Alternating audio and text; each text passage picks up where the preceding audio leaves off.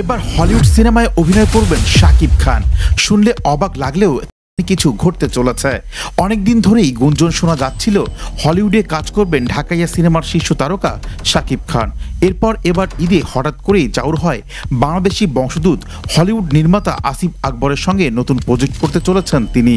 অবশেষে জানা গেল হলিউডের নতুন সিনেমা নির্মাণ করছেন বার্নিয়ার্ড অ্যাস্ট্রো, দ্য কমেন্ডো, সেকফিল্ড লান্স এবং বাংলাদেশ যুক্তরাষ্ট্রের যৌথ প্রযোজনায় জনপ্রিয় স্পাই থ্রিলার মাসুদ রানা অবলম্বনে নির্মিত MR9 খ্যাত আসিফ আকবর। আর সেই সিনেমাতেই অভিনয় করতে চলেছেন ঢালিউডের সবচেয়ে বড় সুপারস্টার শাকিব খান।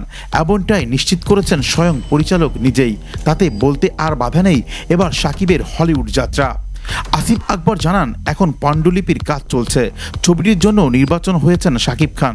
তার সঙ্গে থাকবেন আরও দুজন চিত্রনায়িকা, একজন বাংলাদেশ থেকে, অন্যজনকে নেওয়া হবে হলিউড থেকে। শুধু তাই নয়, খলনায়ক হিসেবে থাকবেন হলিউডের অনেক পরিচিত মুখ। জানা গেছে আগামী মাসের শুরুর দিকে শাকিব খানের যুক্তরাষ্ট্রে যাবার কথা রয়েছে। তখনই সবকিছু চূড়ান্ত হবে।